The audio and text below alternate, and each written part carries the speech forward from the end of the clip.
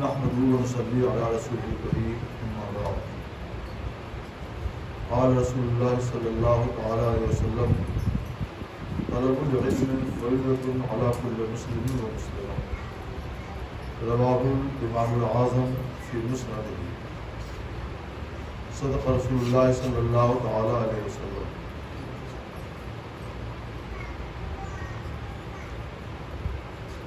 عزیز طلباء و طالبات اور حاضرین اہل علم، یہ ہم سب کے لیے بڑی خوشی اور مسرت کی بات ہے کہ آج ہم لوگ دارالعلوم معین الاسلام کے ایک اہم شعبہ جامعہ عائشہ صدیقہ رضی اللہ تعالی عنہ کی طالبات کے ختم درس بخاری شریف کی محفل میں حاضر ہیں. طلبہ کا ختم درس بخاری تو ہوتا رہا ہے اور انشاءاللہ ہوتا رہے گا، لیکن طالبات کے لیے ختم درس بخاری یہ بڑی ہی مسرت افزا بنا، کیونکہ زمانہ ہوا کہ ہمارے سماج نے اپنے سماج کے ایک اہم ٹکڑے اور ایک اہم جز کو تعلیم و تربیت سے بالکل الگ کر رکھا تھا.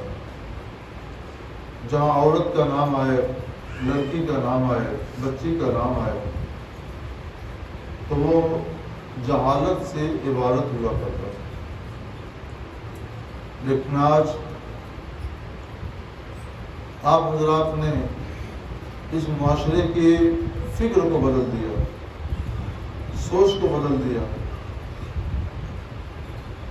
کہ بچیوں کی بھی تعلیم ہو سکتی ہے اور بچیاں بھی عالمہ فاضلہ ہو سکتی ہیں، بچیاں بھی ختم درس بخاری شریف کر سکتی ہیں. معاشرے کی تعمیر، سماج کی تعمیر دو طرح کے افراد سے ہوتی ہے، مرد اور عورت. ہم صرف مردوں کے ذریعے معاشرے کی تشکیل صحیح طور پہ نہیں کر سکتے، بلکہ اس کا اہم جز عورتیں ہیں. عورت اور مرد دونوں کو ساتھ رکھنا پڑے گا، تب ہمارا معاشرہ صحیح معنوں میں اسلامی معاشرہ ہوگا، تب وہ معاشرے کی بہتر تشکیل ہوگی. کہا جاتا ہے کہ بچے کی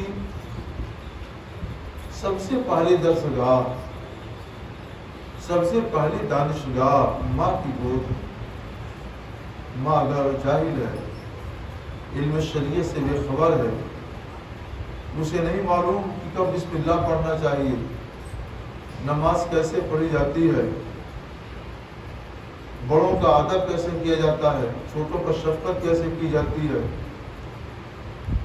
بات پردے میں رہ کر کرنا چاہیے یا بے حجاب کرنا چاہیے، اسے کچھ معلوم نہیں ہے تو وہ کچھ بھی کر سکتے ہیں. ایسی ماؤں کے گود میں پلے ہوئے بچے جاہل ہوتے ہیں اور ان کی بہت زیادہ تربیت ہوتی ہے خصوصی، تو جا کر کہیں ان کی بہتر اصلاح ہو پاتی ہے. پھر بھی جیسا ہونا چاہیے وہ نہیں ہو پاتے بچے. لیکن ماں اگر عالمہ ہے، فاضلہ ہے، شریعت کے مزاج سے واقف ہے، شریعت کے اسرار سے آگاہ ہے، تو بچے کی تربیت ہی اسی انداز سے کرے گی. دودھ پلائے گی تو بسم اللہ پڑھے گی، اسے کلمہ شریف یاد دلائے گی، لا الہ الا اللہ محمد رسول اللہ، کلمہ شہادت یاد دلائے گی، اللہ تعالیٰ کا ذکر اللہ اللہ کر کے کرائے گی، سبحان اللہ کر کے کرائے گی. تو شروع ہی سے بچے کا ذہن، بچے کی فکر، بچے کا مزاج دینی ماحول میں بنے گا، دینی معاشرے میں بنے گا. باپ کا نمبر تو بہت بعد میں آتا ہے، جب بچوں کا داخلہ مکتب میں پھر مدرسے میں ہوتا ہے یا اسکول کالج ہوتا ہے تو وہاں سے عموماً باپ کا نمبر شروع ہوتا ہے. اس سے پہلے جو کچھ ہونا ہے وہ سب ماں کو کرنا ہے. وہ سب ماں کی تربیت کا اثر ہوا کرتا ہے. ماں کی تربیت اچھی ہے تو بچہ اچھا نکلے گا. ماں کی تربیت خراب ہے اور بچہ بگڑ چکا ہے تو 1000 تعلیم کے بعد ہی بچے کی صلاح ہے. حضور غوث پاک رضی اللہ تعالیٰ عنہ کے کی شخصیت سازی میں سب سے بڑا کردار ان کی ماں کا. شاہ بخاری رحمۃ اللہ علیہ کی شخصیت سازی میں سب سے بڑا کردار، بہت بڑا کردار ان کی ماں کا. اسی طرح دوسرے اولیاء اللہ اور فقہا اور صالحین کی کردار سازی میں شخصیت سازی میں ان کی ماں کا اثر ہوا کرتا ہے. تب یہ معاشرہ اسلامی معاشرہ ہوتا تھا. لیکن بعد میں نہ جانے ہماری قوم کس غفلت کے شکار ہو گئی. بچیوں کو الگ کر دیا، عورتوں کو الگ کر دیا اور پڑھنے لکھنے کو مردوں تک محدود رکھا، جس کا اثر یہ ہوا کہ آج ہماری پوری قوم میں کروڑوں میں صرف 2% اہل علم ہے اور ان 2% میں علماء بھی ہیں اور مولوی حضرات بھی ہیں اور اسکول کالج یونیورسٹیوں کے دانشور بھی. تو ہم کہاں ہیں علم کے میدان میں؟ کہاں گیا ہمارا شعور؟ یہ اس کی دیر ہے کہ ہم نے عورتوں کو الگ کر رکھا، جدا کر رکھا. آپ لوگ قابل مبارکباد ہیں کہ آپ نے دارالعلوم معلم اسلام میں اس کی شاخ قائم کی جامعہ عائشہ صدیقہ رضی اللہ تعالیٰ عنہ کے نام سے، بچیوں کی تربیت کے لیے، بچوں کی تعلیم کے لیے، بچیوں کو فقیہ بنانے کے لیے، بچیوں کو عالمہ اور فاضلہ بنانے کے لیے. اس لیے ہم سب سے پہلے دارالعلوم معلم اسلام کی انتظامیہ کو، ارکان کو، ذمہ داران کو، یہاں کے اساتذہ کو مبارکباد پیش کرتے ہیں، دل سے مبارکباد پیش کرتے ہیں کہ آپ کی سوچ بڑی اچھی ہے، بڑی مبارک ہے. اللہ اس فکر کو اور صالح بنائے، اس کے اندر اور بہتر سے بہتر انقلاب پیدا کرے. عزیز بچیوں اور میرے عزیز بچوں، ایک زمانہ وہ تھا کہ مردوں کی طرح سے عورتیں بھی بڑی بڑی عالمہ اور فقیہ اور مفتیہ ہوا کرتی تھی. زبردست عالمہ، زبردست فقیہ ہوا کرتی. بخاری شریف اور مسلم شریف میں یہ حدیث ہے کہ صحابہ کرام کی ایک جماعت نے حضرت قریب رضی اللہ تعالیٰ صحابی رسول ہیں ان کو بھیجا ام المؤمنین حضرت عائشہ صدیقہ رضی اللہ تعالیٰ عنہ کی خدمت میں کہ ہم نے تو سنا ہے کہ حضور صلی اللہ تعالیٰ علیہ وسلم عصر کے بعد سنتیں پڑھنے سے، نفل پڑھنے سے منع کرتے تھے. آپ اس کے بارے میں بتائیں کہ واقعہ کیا ہے؟ آپ تو پڑھتی ہیں، واقعہ کیا ہے؟ آپ اس کے بارے میں ہمیں وضاحت سے بتائیں. دیکھیے، فقہائے صحابہ کا گروہ ہے، جماعت ہے، اور یہ لوگ سمجھنے کے لیے رجوع کسی طرف کر رہے ہیں ام المؤمنین حضرت عائشہ صدیقہ رضی اللہ تعالیٰ عنہ کی طرف، جن کی طرف یہ جامعہ عائشہ منسوب. انہوں نے فرمایا، حضرت قریب گئے، ان سب کا سلام پیش کیا. صحابہ کرام کا یہ فقہاء کا گروہ آپ کی خدمت میں میرے واسطے سے حاضر ہے اور یہ مسئلہ سمجھنا چاہتا ہے، آپ کیا فرماتی ہیں؟ انہوں نے فرمایا کہ اس کے بارے میں بہتر واقفیت، زیادہ واقفیت ام سلمہ رضی اللہ تعالیٰ عنہ کو سرکار کی دوسری زوجہ بتا رہے ہیں، تو ان کے پاس چلے جائیں، ان سے یہ سوال عرض کرو، وہ تم کو بہتر بتائیں. واپس آئے گروہ صحابہ کے پاس، انہوں نے یہ جواب دیا. پھر حضرات نے فرمایا کہ تو تم حضرت ام المؤمنین ام سلمہ رضی اللہ تعالیٰ عنہ کے پاس جاؤ اور اس کو ہم لوگوں کا سلام عرض کرنا اور ان سے بھی یہی سوال کرنا.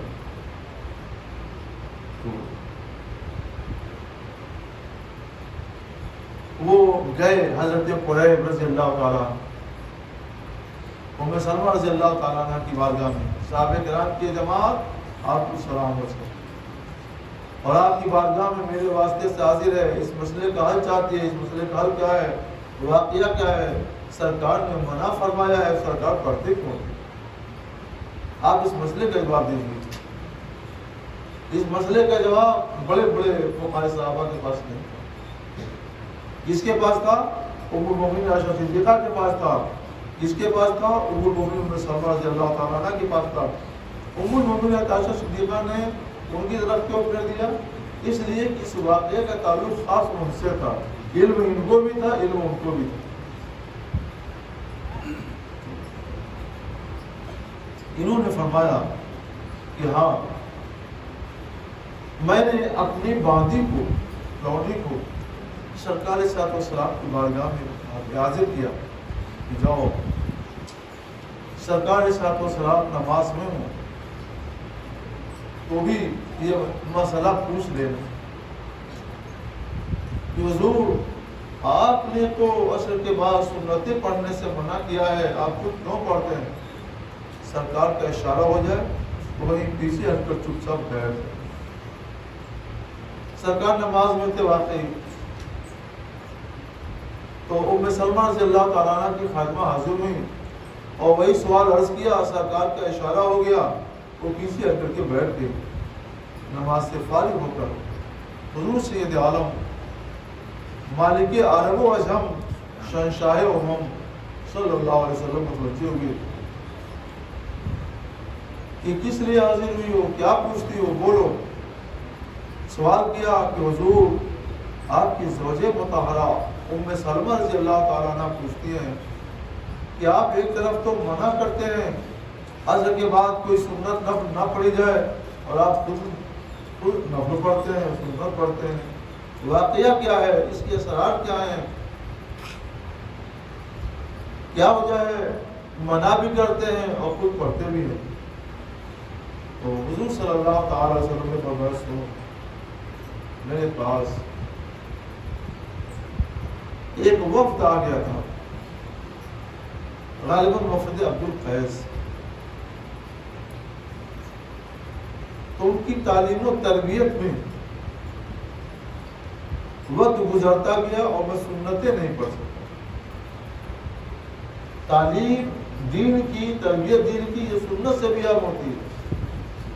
اس لیے سرکار صلی اللہ علیہ وسلم نے جو سب سے عام کام تھا اس کو انجام دیا، سنتیں نہیں پڑھ سکا تھا۔ تو سنو، یہ وہی 4 رکعت سنت ہے جو میں عصر کے بعد میں نے پڑھی اور وہ میں پڑھتا۔ سرکار صلی اللہ علیہ وسلم کہتے کلمہ یہ تھی کہ جو کام شروع کرتے تھے تو اس پر ہمیشگی کرتے تھے، مداومت کرتے تھے، مواظبت فرماتے تھے۔ اس لیے سرکار صلی اللہ علیہ وسلم کا بیوا وہ سنتیں پڑھتے، مگر قوموں کو، اپنی امت کو منع کر یا تم نہ پڑھنا، تو پتہ چلا کہ یہ خصوصیت ہے حضور سید عالم صلی اللہ تعالی علیہ وسلم کی کہ آپ تو پڑھیں گے مگر آپ کی امت نہیں پڑھیں گے۔ یہ مسئلہ ہم کو کیسے معلوم ہوا؟ ام المؤمنین حضرت ام سلمہ رضی اللہ تعالیٰ عنہ کی معرفت۔ یہ مسئلہ کیسے معلوم ہوا؟ ام المؤمنین حضرت عائشہ صدیقہ رضی اللہ تعالیٰ عنہ کے واسطے سے۔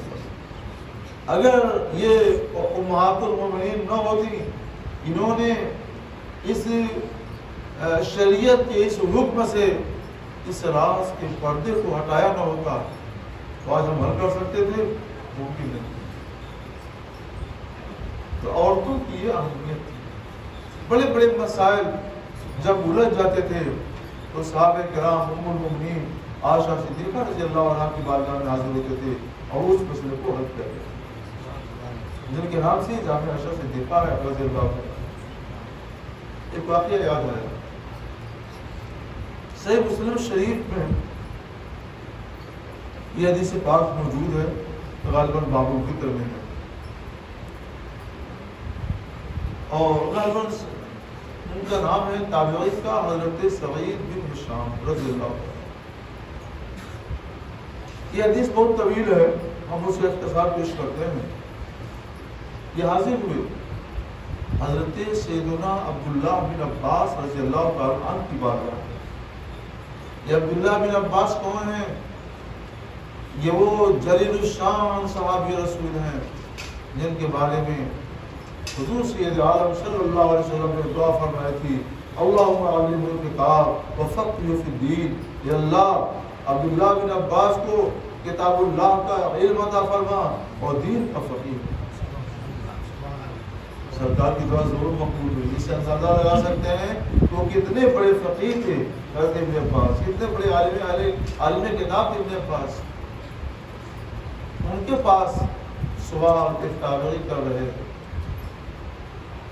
کہ مجھے رسول اللہ کے وطر کے بارے میں بتائیے کہ سرکار کیسے پڑھتے تھے، وطر کی نماز کیا رکعت ہے. کچھ جواب نہیں دے رہے ہیں بلکہ فرماتے ہیں الا ادلک علی عالم اہل الارض بوطر رسول اللہ صلی اللہ علیہ وسلم. کیا میں تجھے ایک ایسی شخصیت کے بارے میں نہ بتا دوں کہ آج وہ شخصیت پوری روئے زمین پر رسول اللہ کی وطر کی سب سے بڑی عالم ہے، اس سے زیادہ علم کسی کو نہیں ہے. میں بتاؤں؟ یہ خوش ہو گئے. حضور ضرور بتائیے یہ کون شخصیت ہے، یہ کون ہستی ہے جس کو وطر رسول اللہ کے بارے میں روئے زمین پر سب سے زیادہ علم ہے. علم نہیں، عالم سب سے زیادہ علم ہے، سب سے بڑا علم والا ہے. عرض کرتے ہیں حضور ضرور بتائیے. تو فرماتے ہیں وہ ام المؤمنین عائشہ صدیقہ رضی اللہ عنہا. پتہ چلا کہ وطر رسول اللہ کے تعلق سے ام المؤمنین عائشہ صدیقہ رضی اللہ تعالیٰ عنہا عالم الصحابہ، صحابہ کرام میں سب سے بڑی عالم، ان کے نام سے جامعہ صدیقہ رضی اللہ. بتانا یہ ہے کہ عورتوں کا مقام، ان کی عظمت، ان کا مرتبہ کتنا اونچا ہوا ہے. اس طرح سے کثیر خواتین ہیں، یہ الگ بات ہے کہ ان میں سب سے اونچا مرتبہ ام المؤمنین عائشہ صدیقہ رضی اللہ تعالیٰ عنہا کا ہے، اور کثیر خواتین. آج صحابہ کو چھوڑیے، آج تابعین کو چھوڑیے، آج تبع تابعین کو چھوڑیے، آئیے ہم چھٹی ساتویں ہجری میں آتے ہیں. چھٹی ساتویں صدی ہجری کو واقعہ ہے. ایک بزرگ ہے حضرت امام علاء الدین فقیہ سمرقندی رحمۃ اللہ، امام علاء الدین سمرقندی فقیہ سمرقندی رحمۃ اللہ، اپنے وقت کے فقہ حنفی کے بہت بڑے امام تھے، بہت بڑے فقیہ. انہوں نے ایک کتاب لکھی، کتاب تو مختصر ہے مگر بڑی جامع ہے، تحفۃ الفقہاء. یہ فقہ حنفی کی کتب معتمدہ میں شمار ہوتی ہے، اور مفتی کسی فتوے میں اس کتاب کا حوالہ دے دیتے ہیں تو وہ فتویٰ مستند اور معتمد ہو جاتا ہے. کتنی عظیم کتاب ہے، سبحان اللہ. ان کی ایک صاحبزادی تھی حضرت فاطمہ رضی اللہ تعالیٰ، بڑی ذکی، بڑی ذہین، بڑی فقیر. ایک طرف حسن و جمال میں یکتا اور دوسری طرف فقہ و کمال میں یکتا. یہ ان کی شان. ان کی خواہش تھی، اور یہ خواہش شرط کی حد تک تھی کہ وہ اپنی بیٹی کا عقد نکاح ایک ایسے شخص سے کریں گے کہ جو فقہ و حدیث میں، فقہ دین میں، فقہ حنفیہ میں بڑا باکمال ہو، صاحب کمال ہو، اونچا مقام. تلاش تھی ایسے فقیر کی. کوئی فقیر نظر نہیں آتا تھا. کیا دنیا فقہاء سے خالی ہو چکی تھی؟ نہیں، فقہاء تھے، مگر جس باکمال فقیر کی تلاش امام علاء الدین سمرقندی رحمۃ اللہ علیہ کی نگاہیں کر رہی تھی، وہ فقیر نظر نہیں آتا. جناب والا ان کے شاگرد ہیں حضرت امام ابو بکر مسعود کاشانی رضی اللہ تعالیٰ سبحان اللہ. انہوں نے کتاب تحفۃ الفقہاء پڑھی، زبانی یاد کی،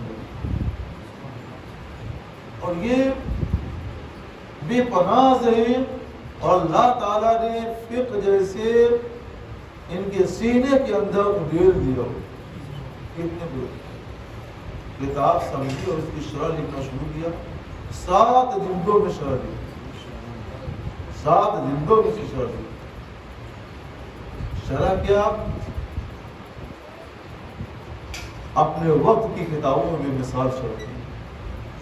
اس میں کتاب اللہ سے بھی استدلال، حدیث رسول اللہ سے بھی استدلال، آثار صحابہ سے بھی استدلال، کتب فقہ و شریعت سے بھی استدلال، اور بہت ہی واضح صاف ستھری. پڑھتے جائیے، سمجھتے رہیے. جب وہ 7 جلدیں تیار ہو گئے، یہ انوکھی کتاب، یہ بھی مثال کتاب کی جو لے کر حاضر ہوئے استاد کی بارگاہ میں، حضور میں نے خدمت کی ہے، آپ کی کتاب تحفۃ الفقہاء کی ذرا ملاحظہ فرما رہے ہیں، اصلاح فرما رہے ہیں.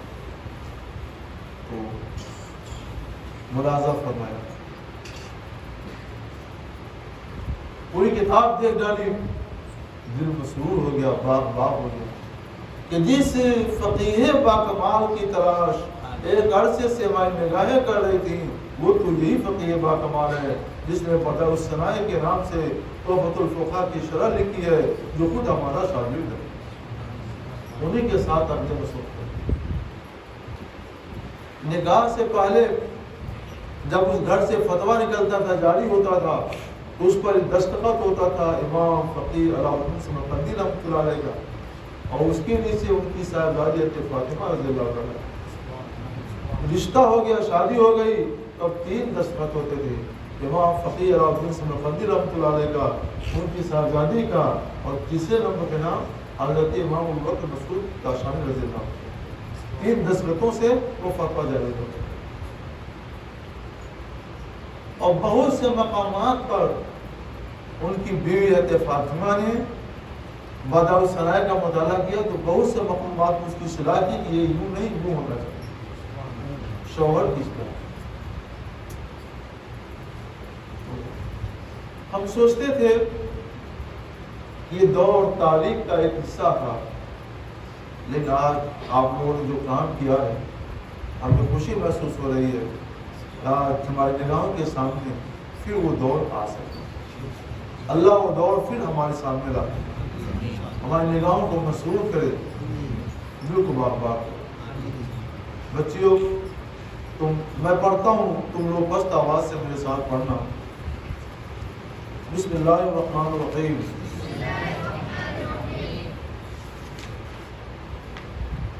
باب قول اللہ ونضع الموازین القسط لیوم القیامہ وأن أعمال بني آدم وقولهم يوزن. وقال مجاهد القسطاس العدل بالدنيا، ويقال القسط مصدر المقسط وهو العادل، وأما القاسط فهو الجاهل. حدثنا أحمد بن أشكار قال حدثنا محمد بن فضيل عن عمارة بن القعقاع عن أبي زرعة عن أبي هريرة رضي الله تعالى عنه قال قال النبي صلى الله عليه وسلم كلمتان حبيبتان إلى الرحمن خفيفتان على اللسان ثقيلتان في الميزان سبحان الله وبحمده سبحان اللہ العظیم. اب غور سے سنو، ہم پہلے ترجمہ کرتے ہیں. اللہ تعالیٰ کے ارشاد وَنَضَعُ الْمَوَازِينَ الْقِسْطَ لِيَوْمِ الْقِیامہ کا بیان، اور اس بات کا بیان کہ بنو آدم کے اقوال اور اعمال تولے جائیں گے. ہم پہلے ترجمۃ الباب کی شرح کرتے ہیں. ہم اہل حق، اہل سنت و جماعت کا اجماعی عقیدہ ہے کہ قیامت کے دن جب فیصلہ ہو جائے گا یہ اور یہ اتنے لوگ جنتی ہیں، یہ اور یہ سب جہنمی ہیں، یہ جہنم میں جائیں گے اور یہ جنت میں جائیں گے۔ جو سب سے آخری کام ہوگا وہ یہ کہ اللہ تبارک و تعالیٰ میزان قائم فرمائے۔ میزان کہتے ہیں ترازو، میزان قائم فرمائے جس میں دو پلڑے ہوں گے، اس پر ان کے نیک و بد اعمال تولے جائیں گے۔ نیکیوں کا پلہ بھاری ہو گیا تو جنت میں چلے گئے، گناہوں کا پلہ بھاری ہوا تو اللہ کی مرضی جہنم میں گئی، اس کی مشیت انہیں جہنم میں۔ تو یہاں مالحہ اہل سنت و جماعت کا اجماعی عقیدہ ہے، کوئی اختلاف نہیں ہے کہ اللہ قیامت دن میزان قائم فرمائے گا اور اس میزان پر بندوں کے اقوال تولے جائیں گے، بندوں کے اعمال تولے جائیں گے، اور ان کے ذریعے اللہ تعالیٰ فیصلہ کرے گا کہ یہ لوگ جنتی ہیں اور یہ لوگ جنتی ہیں۔ لیکن اس کے برخلاف کلمہ پڑھنے والوں میں جو 72 فرقے پیدا ہوئے، ان میں ایک فرقے کا نام ہے معتزلہ۔ یہ اہل سنت و جماعت سے الگ ایک نیا فرقہ تھا جو گمراہ تھا، گمراہ گر تھا۔ انہوں نے اس بارے میں اپنی رائے یہ ظاہر کی قرآن کے خلاف، احادیث رسول اللہ کے خلاف، اجماع اہل سنت کے خلاف۔ اللہ نہ تو میزان قائم فرمائے گا، نہ ہی بندوں کے اور ان کے بندوں کے اقوال اور اعمال وزن کیے جائیں۔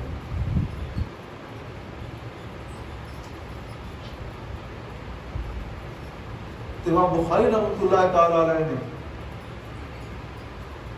اپنے مذہب کے ثبوت میں کتاب اللہ کی ایک آیت کریمہ پیش کی، رسول اللہ کی ایک حدیث پیش کی،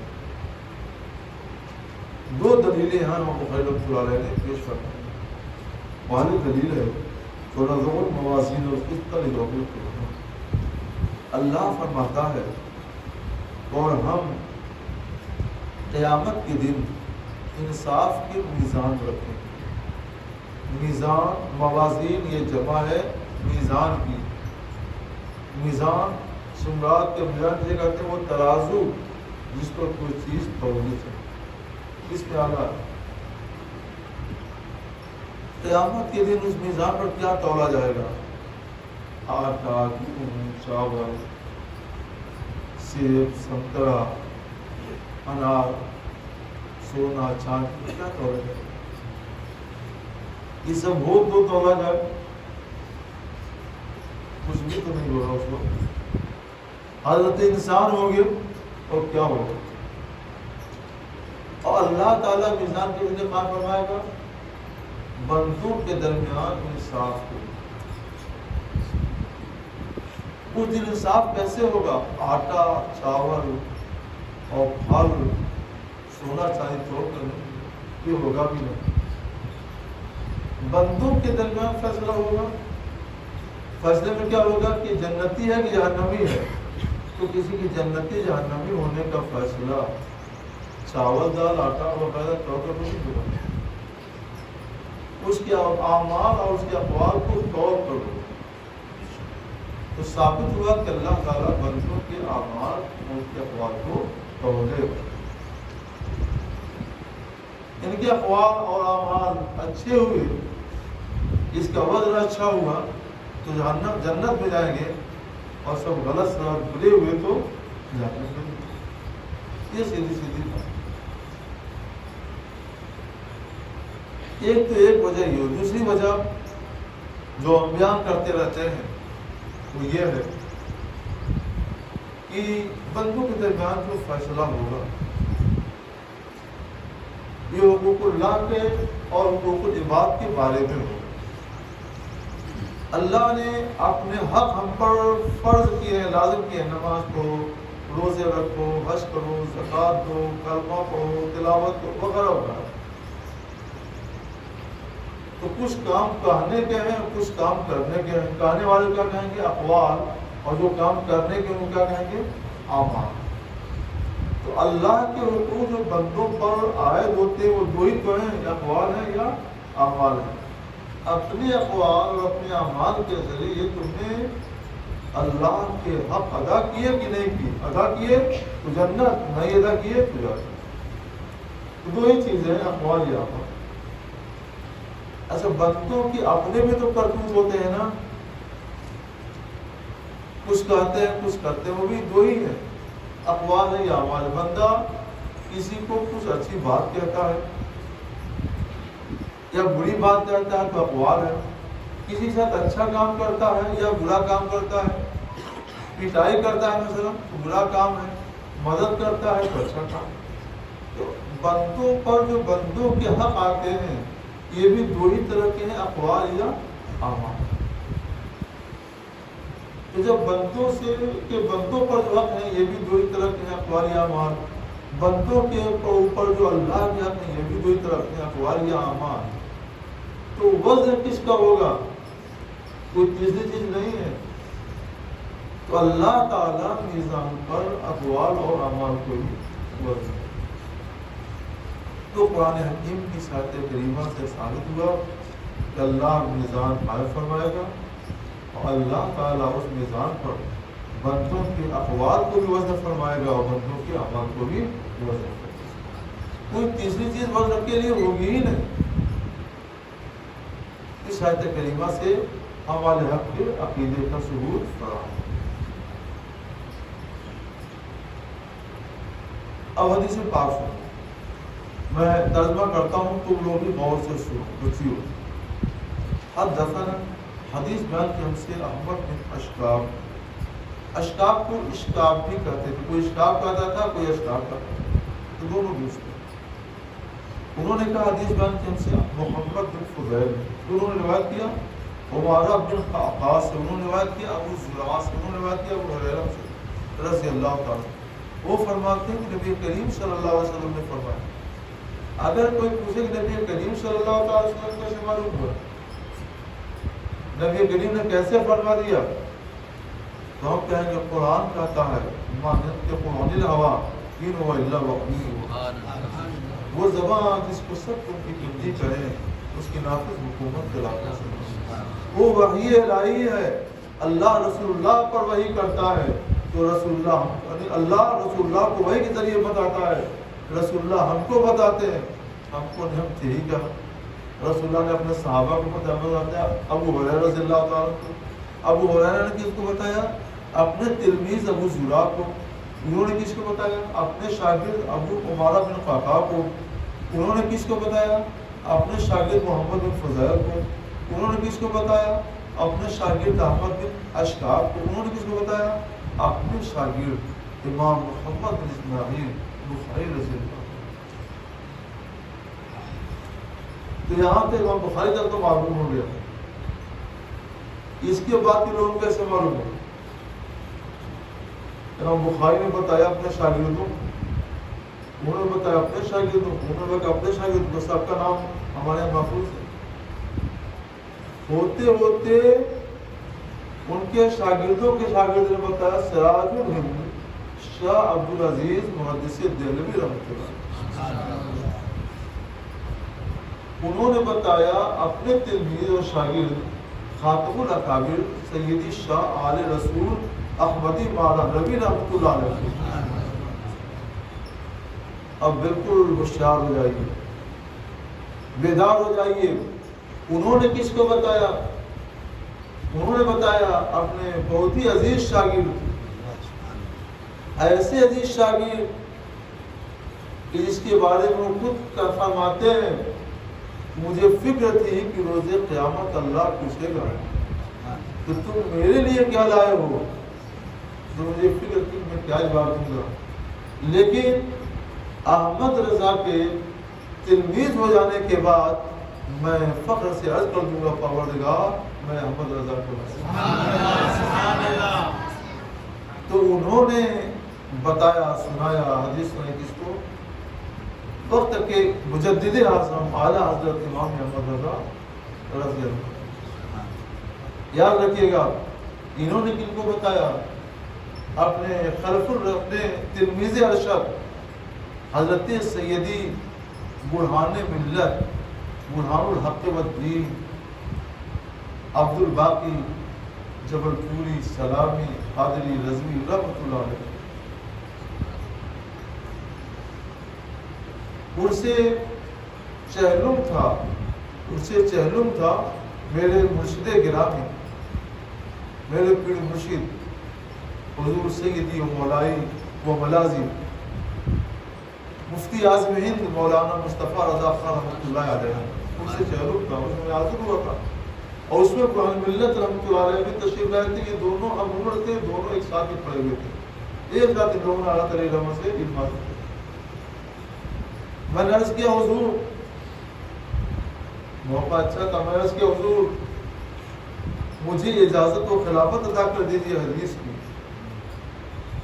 پوچھا کس سے مرید ہو؟ میں نے کہا حضور مفتی اعظم رحمۃ اللہ علیہ سے۔ خوش ہو گئے، یہ تو میرا سلسلہ ہے، تم میرے ہو۔ فرمایا جاؤ، میں نے تم کو حدیث کی بھی اجازت دی اور قرآن کی بھی اجازت دی۔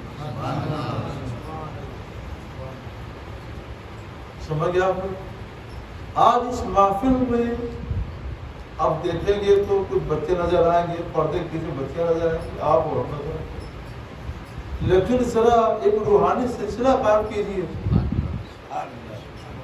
ایک روحانی تصور قائم کیجیے اپنے دلوں کے اندر کہ مجھ کو اجازت حدیث کس نے دی ہے؟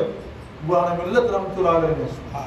یہ بڑی اونچی سند ہے، انہیں ڈائریکٹ اعلیٰ حضرت رحمۃ اللہ، بیچ میں کوئی اور نہیں ہے، ڈائریکٹ بیانات اعلیٰ حضرت رحمۃ اللہ، انہیں ڈائریکٹ سیدی علی رسول احمدی بارہوی رحمۃ اللہ علیہ نے، انہیں ڈائریکٹ شاہ عبدالعزیز محدث دہلوی رحمۃ اللہ علیہ نے، اور انہیں مختلف واسطوں سے امام محمد بن اسماعیل بخاری رحمۃ اللہ علیہ نے، انہیں مختلف واسطوں سے حضرت عبد الرحمن ابو ہریرہ رضی اللہ تعالیٰ عنہ نے، انہیں ڈائریکٹ رسول اللہ صلی اللہ علیہ وسلم نے، اور انہیں بتایا اللہ رب العزت جل جلالہ۔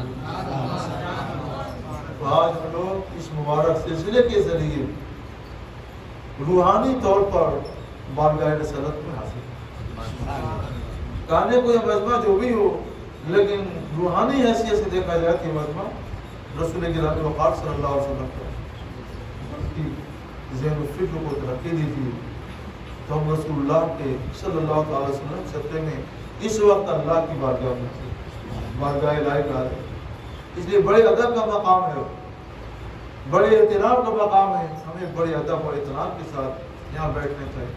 ہم یوں بیٹھے ہیں جیسے بارگاہ رسالت میں حاضر ہوں، جیسے بارگاہ الہی میں حاضر ہوں۔ بارگاہ رسالت میں ایک بار نذرانے عقیدت پیش کر دیجیے۔ اللہم صلی علی سیدنا مولانا محمد و آلہ وسلم۔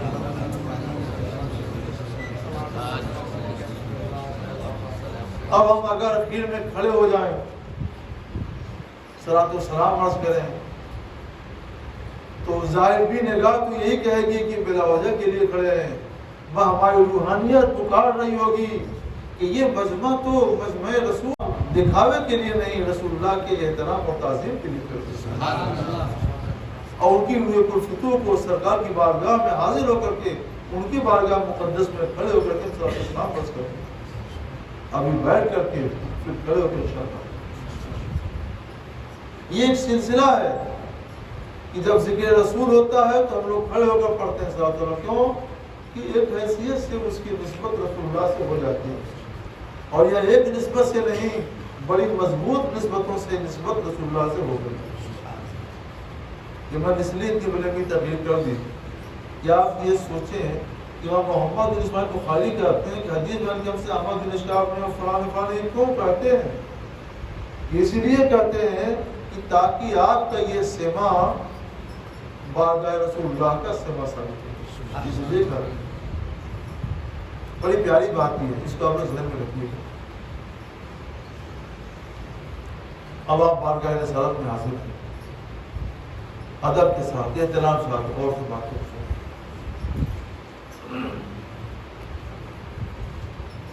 رسول اللہ صلی اللہ علیہ وسلم فرماتے ہیں کلمتان حبیبتان، دیکھو بچوں کلمتان موصوف ہے جس کی 3 صفتیں یہاں بیان کی گئی۔ پہلی صفت حبیبتان الرحمن، دوسری صفت خفیفتان علی اللسان، تیسری صفت ثقیلتان فی المیزان۔ دو کلمے ہیں جن کی تین خوبیاں، تین اوصاف رسول اللہ نے بیان کی۔ دو کلمے ایسے دو کلمے رحمان کو پیارے ہیں، ایسے دو کلمے جو رحمان کو پیارے ہیں، زبان پر ہلکے ہیں، میزان میں بھاری ہیں۔ وہ دو کلمے کون کون ہیں؟ پہلا کلمہ ہے سبحان اللہ و بحمدہ، اور دوسرا کلمہ سبحان اللہ العظیم۔ نحوی ترکیب کے لحاظ سے سبحان اللہ و بحمدہ، سبحان اللہ العظیم، یہ مبتدا مؤخر، اور کلمتان سے لے کر ثقیلتان فی المیزان کا یہ خبر مقدم۔ اس ترکیب کے لحاظ سے جب ہم ترجمہ کریں گے تب ترتیب یوں ہو جائے گی کہ سبحان اللہ و بحمدہ، سبحان اللہ العظیم ایسے دو کلمے ہیں جو رحمان کو پیارے ہیں، زبان پر ہلکے ہیں، میزان میں بھاری ہیں۔ ان دو کلموں کی تین خوبیاں رسول اللہ نے بیان کی ہیں۔ پہلی خوبی حبیبتان الرحمن، رحمان کو ہے۔ دوسری خوبی خفیفتان علی اللسان، زبان پر زبان پر ہلکے والی مطلب کیا ہے؟ زبان سے جن کو ادا کرنا آسان ہے، زبان جن کو ادا کرنا آسان ہے۔ اصل میں کیا ہے کہ ہر زبان میں کچھ حروف ایسے پائے جاتے ہیں کہ جن کو صحیح طور پہ ادا کرنا کچھ لوگوں کے لیے دشوار ہوتا ہے۔ جیسے ہمارے یہاں ایک مولوی صاحب پڑھاتے تھے بہت پہلے، کوئی 70-80 برس پہلے کی بات۔ ان کا نام تھا عبد الرحمان ٹینٹی مرحوم، ٹینٹی ان کو کہتے تھے۔ ٹینٹی کو کہتے تھے، وہ تے کو بھی تے پڑھتے تھے۔ جیسے ان جا کا نستعین تو پڑھتے تھے ان جا کا نستعین، نستعین تے کو تے پڑھتے تھے۔ ان رحمت اللہ، ان رحمت اللہ، بچوں پڑھاتے تھے پڑھو الف بے تے، تو بچے بھی تے ہی کہتے تھے۔ تو کہتے تم تے نہ کہو، تم تے کہو۔ تو بات تو وہی رہی، زبان سے ادا نہیں کر سکتے تھے، تے ہی کہتے۔ پتہ چلا نا کچھ حرف ایسے ہیں جن کو کچھ زبانیں ادا کرنے میں دشواری محسوس نہیں ادا کر پاتی۔ میں طواف کر رہا تھا کعبہ شریف کا، ایک جماعت آئی، وہ کچھ آیتیں کچھ درود اور پڑھ رہے تھے، تو وہ لوگ تے کو چے سے بدل دیتے تھے۔ کلمتان حبیبتان، کلمتان حبیبتان، اس طرح سے پڑھتے۔ ان قدرت اللہ، ان قدرت اللہ، تے کو چے سے پڑھتے۔ پتہ چلا نا کچھ حروف ایسے ہیں جن کو ہر قوم صحیح طور پر آسانی سے ادا نہیں کر سکتی۔ میں یہ بار بہت سی جگہ ہے، حیدرآباد میں، تو لوگوں نے وہاں پر کتب خانے کی اور ایک قبرستان کی اور کچھ جگہوں سے ہم سے کہتے ہیں قبلہ آئیے۔ میں نے سوچا کہ وہ عظیم آدمی ہے، قبلہ کہنا چاہیے کہ وہ قبلہ کہتا ہے۔ خیر جلدی غصہ نہیں آتا تو میں برداشت کر گیا۔ کہ دیکھیے فلاں کا مقبرہ ہے، ہم نے کہا یہ جو میرے ساتھ سلوک کیا ہے وہی صاحب قابل ثابت کر دیا۔ اس قبرستان کا نام فلاں قبرستان ہے، تو میں نے سراب پکڑ لیا۔ اللہ، تو بڑی مشکل والی بات ہو گئی، یہ خواب کو کیسے بدل دینا۔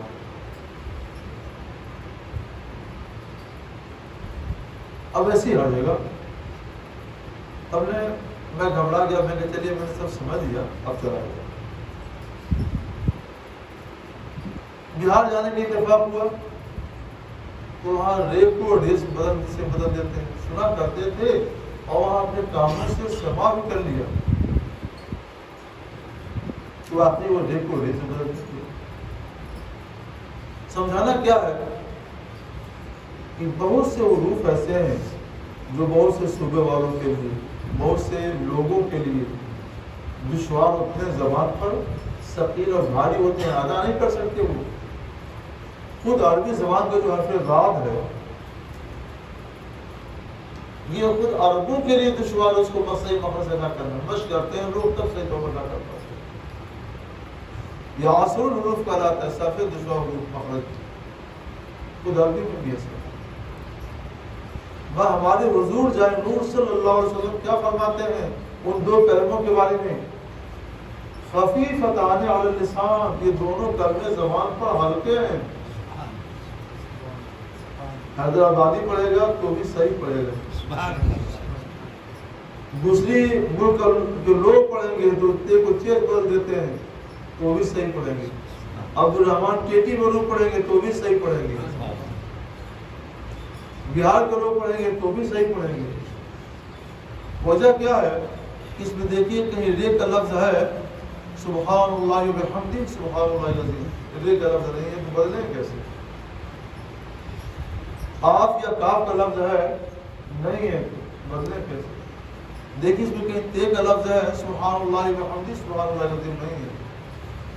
ارے جب یہ حروف بھی مشکل ہو سکتے تھے، دشوار ہو سکتے تھے، مگر جب مصطفیٰ جان رحمت صلی اللہ علیہ وسلم نے فرما دیا کہ زبان پر ہلکے ہیں تو وہ ہلکے ہی رہ سکتے ہیں۔ کوئی قوم، کوئی شخص، کوئی فرد اس کو دشواری کے ساتھ نہیں ادا کر سکتا، غلط طریقے سے نہیں ادا کر سکتا۔ یہ اعجاز ہے مصطفیٰ جان رحمت صلی اللہ علیہ وسلم کا کہ فرما دیا آسان ہے تو آسان ہی رہے گا، فرما دیا ہلکے ہیں تو ہلکے ہی رہے گا۔ اب کوئی بھی قوم ہو اس کو صحیح پڑھے گی، اگر بگاڑ کر ہی پڑھنا چاہے تو سرکار نے فرما دیا ہے گھر کے ہیں تو بگاڑ کر نہیں پڑھ سکتے۔ یہ اعجاز ہے، اعجاز نبوت ہے ہمارے سرکار مدینہ صلی اللہ علیہ وسلم۔ سمجھ گیا؟ اور بھی کئی وجہوں سے ہمارے قاری صاحب بیٹھے ہوئے ہیں، آپ نے ماشاء اللہ اصول قراءت و تجوید کی لحاظ سے بھی گفتگو کی جا سکتی ہے، یہ اتنا سمجھ گیا ماشاء اللہ۔ تو یہ دونوں کلمے زبان پر حق ہیں۔ اور تیسری صفت کیا ہے؟ ثقیلتان فی المیزان، میزان میں بھاری ہے۔ تو پتہ چلا اللہ میزان قائم فرمائے گا، تبھی تو یہ بھی پتہ چلا کہ میزان پر ان کلموں کو وزن کیا جائے گا، وزن کیا جائے گا تبھی تو بھاری ہوں گے نا، وزن نہیں کیا جائے تو بھاری کیسے ہوں گے؟ تو پتہ چلا کہ ان کلموں کو میزان پر رکھ کر تولا جائے گا اور ان کلموں کا وزن بھی ہوگا، اور جس پلڑے پر یہ کلمے رکھے جائیں گے وہ پلڑا بھاری ہو جائے گا۔ جس نے کلمے پڑھے ہوں گے تو اب یہ پڑھا ہوا جو ہے ختم نہیں ہوتا ہے، یہ ہوا میں سب موجود ہے، وہ سب جمع ہو کر اللہ کی بارگاہ میں اکٹھا ہو جائے گا۔ جب سب رکھا جائے گا اتنا وزن ہو جائے گا، اتنا وزن ہو جائے گا کہ وہ پلڑا بھاری ہو جائے گا۔ جب بھاری ہو جائے گا فرماؤ جاؤ جاؤ دائیں طرف جنت کی طرف، اتنا بھاری ہو جائے گا۔ ہم جو لوگ بول رہے ہیں نا ہمارے حساب سے تمام میں گیا بکھر گیا، لیکن تحقیق فرمائی ہے مجدد اعظم اعلیٰ حضرت امام محمد رضا علیہ رحمت و رضوان کی، ہم لوگ جو کچھ بولتے ہیں یہ ساری بولیاں، سارے کلام فضاؤں کے اندر بکھرے ہوئے فضاؤں کے اندر موجود ہیں۔ تلاوت کرتے ہیں، تلاوت فضا کے اندر موجود، حدیث پڑھتے ہیں، حدیث فضاؤں کے اندر موجود، ذکر الہی کرتے ہیں، ذکر الہی فضاؤں کے اندر موجود، نعت رسول اللہ پڑھتے ہیں، نعت رسول اللہ فضاؤں کے اندر موجود۔ اگر کوئی بہتر مشین ایجاد ہو جو پرانے سینکڑوں برس پہلے کی آوازوں کو پیش کرے تو انشاءاللہ رسول گرامی وقار صلی اللہ علیہ وسلم کی زبان سے نکلے ہوئے جو ارشادات ہیں وہ سب مشین کے اندر آ جائیں گے، اور اس کے واسطے سے ہمارے کام کلمات رسالت کو انشاءاللہ سب موجود۔ اچھا، تو یہ مطلب نہیں ہے کہ کسی کو گالی دیا تو وہ ختم ہو گیا، کسی سے ناک بات کی تو ختم ہو گیا، سب موجود ہے۔ جب سب موجود ہے تو سب جمع ہو جائے گا اللہ کی بارگاہ میں، اچھے کلمات بھی اور برے کلمات بھی۔ اب تولے جائیں گے، جس کا وزن بڑھ جائے گا اس کے بارے میں بتا فیصلہ ہوگا، سب موجود ہے۔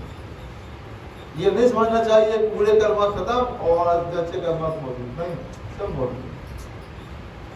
اس لیے ہمیں چاہیے کہ جو دو کلموں کی فضیلت اتنی بڑی ہے کہ رحمان کو پیارے ہیں، زبان پر ہلکے ہیں، اور کیا کسی چیز ہے، میزان پر بھاری ہے، بہت بڑی بات ہے، میزان پر بھاری ہے۔ اللہ کرم ایک ہی مرتبہ پڑھنے بھاری ہو جائے، یہ اللہ کی شان ہے، لیکن ہم لوگ اتنا پڑھے ہیں، اتنا زیادہ پڑھے ہیں کہ جب رکھا جائے کہ اتنا زیادہ ہو کہ خود بخود میزان کا پلہ بھاری ہو جائے۔ اس لیے روزانہ کم سے کم 3 مرتبہ فجر میں، ظہر میں، 3 مرتبہ عصر میں، 3 مرتبہ مغرب میں، 3 مرتبہ عشاء میں، نماز کے بعد ضرور پڑھنا چاہیے سبحان اللہ و بحمدہ سبحان اللہ۔ یہ 3 مرتبہ پڑھنا اتنا زیادہ ہو جائے گا، 5 کی 18 ہو گیا، اور آپ کو زندگی مان لیجیے ملی 80 سال کی، تو آپ نے جوڑتے جائیں گے کتنا زیادہ ہو جائے گا۔ 2-4 مرتبہ کا پڑھا ہوا پلے کو بھاری کر دے گا تو زندگی بھر کا پڑھا ہوا یقین ہے اللہ ہمیں بخش دے گا۔ ٹھیک ہے نا؟ یہ رحمان کو کیوں اتنے پیارے ہیں؟ ایک وقت پر ہم نے گفتگو نہیں کی ہے، رحمان کے اتنے پیارے کیوں ہیں، اس کی وجہ کیا ہے؟ یہ جو 2 کلمے سبحان اللہ وبحمدہ سبحان اللہ العظیم، بڑے پیارے کلمات، اللہ کی اس میں وہ حمد و تسبیح ہے کہ ہم اپنی طرف سے کوئی کلمہ کہہ کر ایسی حمد و تسبیح نہیں کر سکتے۔ سبحان اللہ، اللہ پاک ہے ہر نقص سے، ہر عیب سے، ہر نقص و عیب سے پاک ہے۔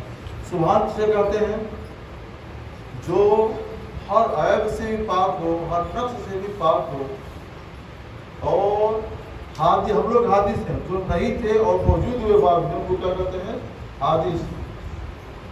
تو حادث سے بھی پاک اور حادث کی نشانیوں اور علامتوں سے بھی پاک، یعنی اللہ حادث نہیں ہے، واجب الوجود ہے۔ حادث تو پہلے نہیں تھا اور بعد میں ہوا، اور واجب الوجود جو ہمیشہ سے ہے اور ہمیشہ رہے گا۔ تو اللہ تعالیٰ حادث ہے نہیں صاحب، حادثی سے پاک نہیں ہے، وہ حادث کی جتنی نشانیاں اور پہچان ہو سکتی ہیں ان سب سے بھی اللہ پاک ہے۔ سبحان اسی کو کہتے ہیں۔ حادث کی نشانیاں کیا ہیں؟ بیٹھے ہیں، 2-4 گھنٹہ گزر گیا تو اونگ آنے لگی، پھر کچھ وقت آیا تو سو گئے، ہوتا ہے۔ 10-12 گھنٹے کی جو کھانا پانی نہ دیجیے تو کہے ذرا پانی پلا دیجیے، پیاس لگ گئی، کھانا کھلا دیجیے، بھوک لگ گئی۔ اللہ تعالیٰ پاک ہے اونگ سے، نیند سے، پیاس سے اور کھانے سے۔ بڑی سے بڑی مخلوق ہو اللہ تعالیٰ کی، اگرچہ انبیاء کرام علیہ السلام موت انہیں بھی آنی ہے، یہ الگ بات ہے کہ ان کی موت ایک آن کے لیے ہوگی، ایک آن 1 سیکنڈ سے بھی کم ہوتا ہے، اور پھر ان کو ہمیشہ کے لیے زندہ کر دیا جائے گا، یہ الگ بات ہے۔ مگر موت آئی نا، ہمارا عقیدہ ہے، عاشق رسول فرماتے ہیں انبیاء کو بھی اجل آنی ہے، مگر اتنی کہ فقط آنی ہے، پھر اسی آن کے بعد ان کی حیات مثل ثابت ہوئے جسم۔ موت آئی نا، اللہ رب العزت جل جلالہ ایک آن کے لیے بھی مان لیجیے موت آئے گی۔ اللہ تعالیٰ حدوث سے بھی پاک، یعنی حادث ہونے سے بھی پاک، اور حادث ہونے کی جو علامتیں نشانیاں ہیں، مثلا اونگ آنا، سو جانا، بھوکا ہو جانا، پیاسا ہو جانا، موت طاری ہونا، یا کسی کام سے عاجز ہو جانا، بے سہارا ہو جانا، ان سب سے اللہ تعالیٰ پاک۔ اچھا، حادث کی کچھ اور نشانیاں بتائیے۔ یہ جھوٹ بولنا کس کی نشانی ہے؟ حادث، چاہے انسان جھوٹ بولے چاہے جنات جھوٹ بولتے ہیں۔ جھوٹ جنات تو وہ جھوٹ بولتے ہیں، وہ انسان، حضرت انسان پاک ہے کیا؟ انسان جھوٹ بولتے ہیں، جنات جھوٹ بولتے ہیں، یہ سب حادث ہے، پہلے نہیں تو پھر بعد میں۔ چغلی کھانا، غیبت کرنا، یہ سب کیا ہے؟ یہ حادث ہونے کی نشانیاں ہیں۔ اور اس دنیا میں کچھ لوگ اور بھی ہیں، اللہ کے اولیاء، اللہ کے اولیاء، ماشاء اللہ، یہ لوگ کبھی جھوٹ بولتے ہیں، پر یہ بتائیں جھوٹ بولنا ان سے ممکن ہے کہ نہیں ہے؟ ممکن تو ہے۔ چغلی کھاتے ہیں؟ نہیں، پر چغلی کھانا ممکن ہے کہ نہیں؟ جاہل ہوتے ہیں؟ نہیں، بہت بڑے عالم ہوتے ہیں، اپنے وقت جہید عالم ہوتے ہیں، مگر کسی چیز سے جاہل رہ جانا ممکن ہے کہ نہیں؟ ممکن۔ تو ان چیزوں کا جو امکان ہے، امکان بھی حادث کی نشانیوں میں سے ہے۔ اونگ آنا حادث کی نشانی، اور اونگ آنے کا امکان یہ بھی حادث نہیں ہے۔ سو جانا حادث کی نشانی، اور سوئے نہیں، جگائی رہے لیکن سونے کا امکان یہ کسی نشانی ہے؟ حادث کی نشانی۔ تو سبحان کسے کہتے ہیں؟ جو حادث ہونے سے بھی پاک ہو اور حادث کی ساری نشانیوں سے بھی پاک ہو، لہذا وہ کس میں سے بھی پاک ہے اور امکان کس میں سے بھی پاک ہے؟ جل سے بھی پاک ہے اور امکان جل سے بھی پاک ہے، عاجز ہونے سے بھی پاک ہے اور امکان عجز سے بھی پاک ہے، اللہ تعالیٰ سب سے پاک ہے، اسی کو سبحان کرتے ہیں۔ جب ہم نے کہا سبحان اللہ، اللہ پاک ہے، تو کیا مطلب ہوا؟ آپ نے اعلان کر دیا اللہ ہر عیب سے پاک ہے اور ہر عیب کے امکان سے پاک ہے، اللہ ہر نفس سے پاک ہے اور ہر عیب کے نفس سے پاک ہے۔ اس دنیا میں ایک فرقہ کلمہ پڑھتا ہے اور یہ بھی کہتا ہے اللہ جھوٹ تو نہیں بولتا ہے پر جھوٹ بول سکتا ہے، تو اس نے اللہ کو سبحان مانا۔ ارے سبحان تو وہ ہے جو کس نصیب پاک ہو، امکان کس نصیب پاک ہو۔ جب وہ کہتا ہے کہ اللہ جھوٹ تو نہیں بولے گا مگر جھوٹ بولنا ممکن ہے، تو اس نے سبحان نہیں مانا۔ آپ اہل سنت و جماعت سے ہیں جو سچے دل سے سبحان اللہ پڑھتے ہیں اور یہ مانتے ہیں اس کا جو بھی معنی ہے، جو بھی مفہوم ہے، اس کو ایمان رکھتے ہیں، جس کا مطلب کیا ہوا؟ آپ اللہ کو ہر عیب سے پاک مانتے ہیں، ہر امکان سے پاک مانتے ہیں، کس میں سے پاک مانتے ہیں؟ کس امکان سے پاک مانتے ہیں۔ اور بحمدہ ہی ہم اللہ کی حمد کرتے ہیں۔ ہم کے معنی اللہ تعالیٰ کی جو صفات کمال ہیں ان سب کو مان لینا۔ تو سبحان اللہ بحمدہ کا اگر آپ نے مان لیا کہ اللہ سارے عیبوں سے اور عیبوں کے امکان سے پاک ہے اور اللہ تعالیٰ ساری خوبیوں کا جامع ہے، سارے کمالات اس کے اندر پائے جاتے ہیں، آپ نے ایسی ایک لفظ بولے سبحان اللہ وبحمدہ، ایک کلمہ بولے بس تعریف ایسی کر دی، یہ تعریف سے زمین بھر جائے، آسمان بھر جائے۔ اسی لیے جب وہ کلمہ رکھا جائے گا پلے پر تو پلہ بھاری ہو جائے گا اور پلہ، کیونکہ یہ سبحان اللہ جو ہے کہنے میں سبحان اللہ وبحمدہ یہ کلمہ ہے اور اتنا عظیم اتنا عظیم اتنا عظیم کہ آپ پڑھیں تو آسمان و زمین کے درمیان کی پوری فضا اس سے بڑھ جائے۔ جب کوئی اچھا ابھی ہمارے حافظ صاحب جو ہے کھڑے ہو کر ہمارے بارے میں تعریف کر رہے، سچائی یہ ہے کہ میں گنہگار انسان ناکارہ ہوں، میرے اندر تعریف کوئی بات نہیں ہے، مگر جو جبہ پہن لیا ہے، ماما پہن لیا، ذرا ٹھیک ٹھاک سے کچھ پڑھ لیا ہے تو لوگ تعریف کرتے ہیں، یہ بھی تعریف کرتے ہیں اور یہ بھی تعریف کرتے ہیں، حالانکہ ہم تعریف کردار نہیں ہیں، خامیاں ہیں، عیب ہیں، نقص ہیں، سوتے ہیں، سوئے رہ جاتے ہیں، سب خامیاں۔ ایک خامی ہے جس کے اندر ہزاروں خامیاں ہیں، تو اس کی کوئی تعریف کرتا ہے تو اس کے دل میں تعریف کرنے والے کی محبت ہو جاتی ہے، عقیدت ہو جاتی ہے، اس سے پیار کرتے ہیں، محبوب رکھتے ہیں، اور اللہ تعالیٰ تو واقعی تعریف کا حقدار ہے۔ الحمدللہ رب العالمین، تمام تعریف اللہ رب العالمین کے لیے، تمام تعریف کا حقدار وہی ہے۔ تو جو ساری تعریفوں کا حقدار ہے اس کی تعریف جب کی جائے گی بھرے مجمع میں کیسے؟ سبحان اللہ وبحمدہ سبحان اللہ العظیم، وہ ضرور معروف ہے۔ ہمارے پاس کوئی خزانہ نہیں اور اس کے خزانے کرم میں کوئی کمی نہیں، تو کیا دے گا اور کتنا دے گا کوئی اندازہ ہے؟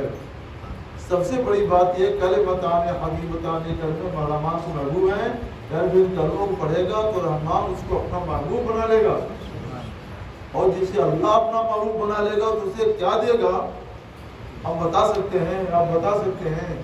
اور ہم اتنا کہہ سکتے ہیں کہ اللہ اس کو دنیا کی بھی نعمتیں دے گا، آخرت کی بھی نعمتیں دے گا، جنت بھی عطا فرمائے گا، اپنا دیدار بھی عطا فرمائے گا۔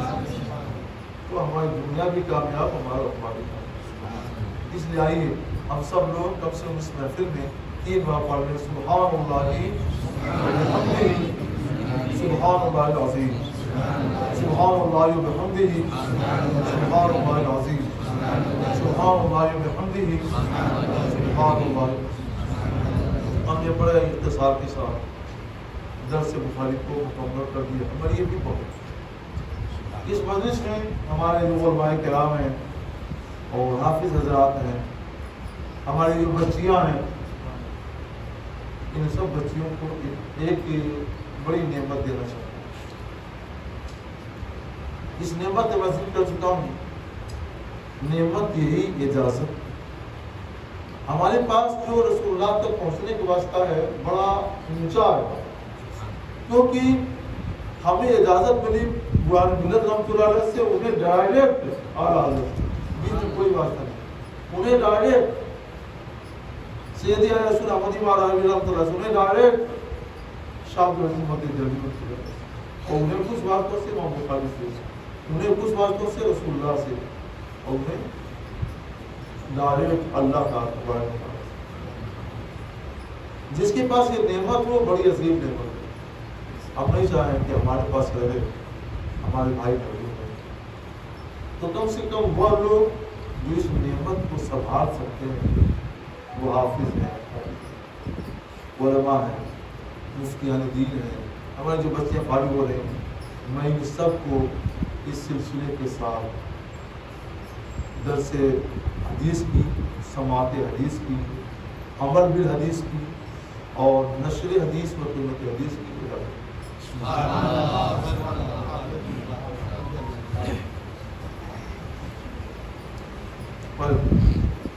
اللهم إني أسألك وأتوجه إليك ونبيك محمد النبي الرحمة يا رسول الله صلى الله تعالى عليه وسلم إني أتوجه بك يا رب في حاجة المسيح اللهم صل على سيدنا مولانا محمد وبارك وسلم اللهم صل على سيدنا مولانا محمد وبارك وسلم اللهم صل على سيدنا مولانا محمد وبارك وسلم۔ یا اللہ ہم لوگ محفل رسول اللہ میں حاضر، یا اللہ ہم لوگ تیری بارگاہ میں حاضر، اپنی بارگاہ کی حاضری ہم گناہگاروں کی قبول فرما مولا، بارگاہ رسالت کی حاضری یہ کریم اے رحمان اے رحیم قبول فرما، ہم سب کی خطاؤں کو معاف فرما دے، ہم سب کی گناہوں کو بخش دے، ہم سب کی توبہ کو قبول فرما یا اللہ، یا اللہ ہم سب کو بخشائے ہوئے میں کر دے اللہ، درس بخاری کو قبول فرما یا اللہ، ہم سبوں کو صحیح معنوں میں سچے معنوں میں عالم دین بنا، خادم دین حنیف بنا، عالم با فیض بنا، عالم با کمال بنا، ہم لوگوں کے علمی فیوز و برکات کو ساری دنیا میں عام اور تمام فرما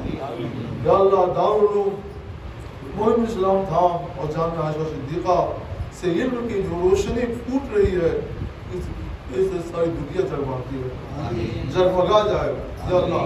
ہمارے انوار ہمارے سینے بھی جگمگاتے رہے، ہمارے بال بچوں کے سینے جگمگاتے رہے، بچیوں کے سینے جگمگائے یا اللہ۔ ان بچیوں کو عالمہ بنا، فاضلہ بنا، تقیہ بنا، زکیہ بنا، خادم دین حنیف بنا، اخلاق کے ساتھ دین الہی کی خدمت کی توفیق نصیب فرما یا اللہ یا رحمان الرحیم۔